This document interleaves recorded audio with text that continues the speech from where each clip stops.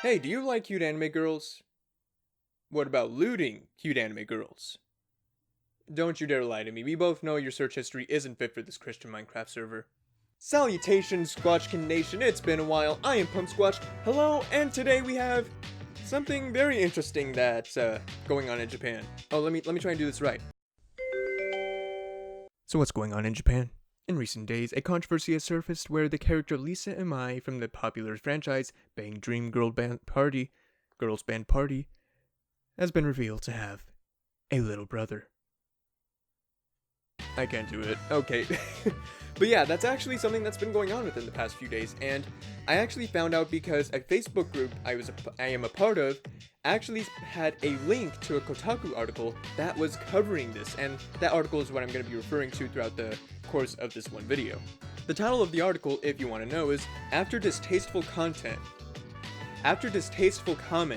Bushiroad exec apologizes, which is the title, and then right below that you have the screenshot of the event that is going on in Japan right now, and a character saying something that was apparently controversial. We'll get into that in a moment. So I'm going to be reading from the article, and it's going to start with, out of nowhere, it was revealed that the character Lisa in the Bang Dream Media franchise has a younger brother. Fans who have been playing the app since 2017 are now learning this in the most recent event. Some are not happy. Bushiroad exec Takaki Kidani addressed the controversy but made things only worse. Yeah, kind of did. In the above screenshot from the event, Lisa mentions that she is sewing a sweater for her little brother. The reason some of the fans were upset was that the addition seemed sudden after the app had been out for so long. It seemed like shoddy storytelling and went against the way fans viewed Lisa. Alright, let's go a little bit further. Since the app was released, they had not been told the character had a little brother, so this was quite a surprise. People were so surprised by the revelation that Lisa's name actually began trending in Japan on Twitter. It got that huge. This whole thing got that huge. And if you've been on social media, you know that if something is going to be trending on a social media site, it has to be a big deal. So the fact that this one anime girl's name was trending on Twitter, that's a big deal.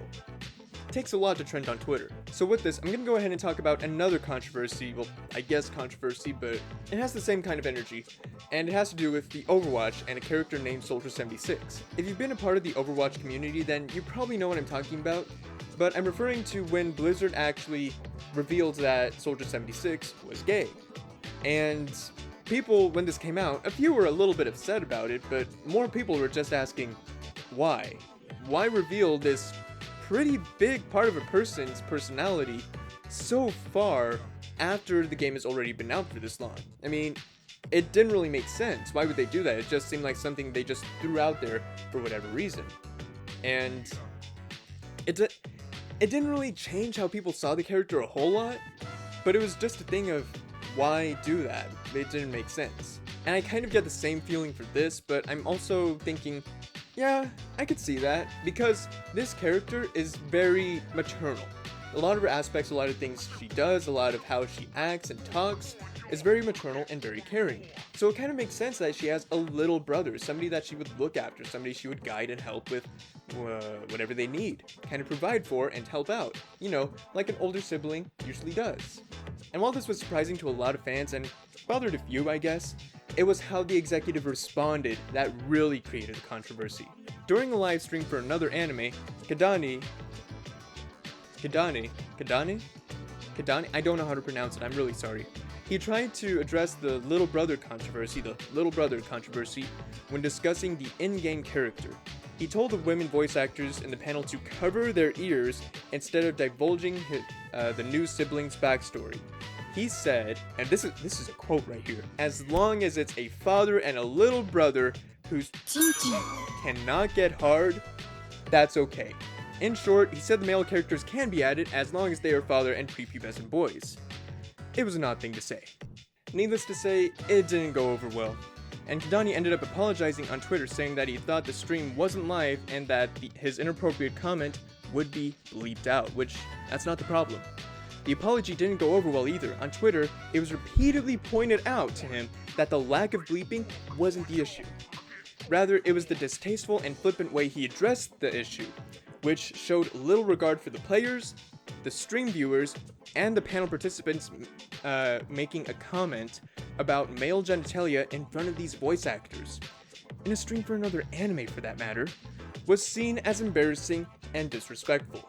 Yeah, it kind of was. There's a certain way to address things, and this was not a good way to do it. Now, one question that's always going to be prevalent in a situation like this is, why doesn't he want to have characters who can get hard in a franchise like this that's full of girls? And obviously, the first answer that's going to come to mind is, oh, he does not want to imagine any of them being lewd, or nobody wants to imagine their character being lewd, which is going to be impossible because, say with me now, the internet loves to lewd, and nothing is safe. I mean, nothing is safe. But then again, a phrase that comes to mind is, there's no such thing as bad publicity. And I'm not sure if that's false or true in this instance, because they got it trending on Twitter in Japan, meaning that a whole bunch of people who have never heard of the franchise and never played the game are going to be exposed to the anime and game that are going to be ongoing. And overall, that's going to increase their player base, and it's going to increase their profit margin by a substantial amount. So it may not have been good for this guy alone. However, when it comes to the whole business as a whole, may be good, may be bad. They're going to get some backlash without a doubt. However, who knows? They might actually benefit from this, as strange as it is. But I overall still enjoyed the anime. Strangely enough, it's actually a lot more dramatic than you would think it would be. And I really do enjoy the game. I actually played a lot.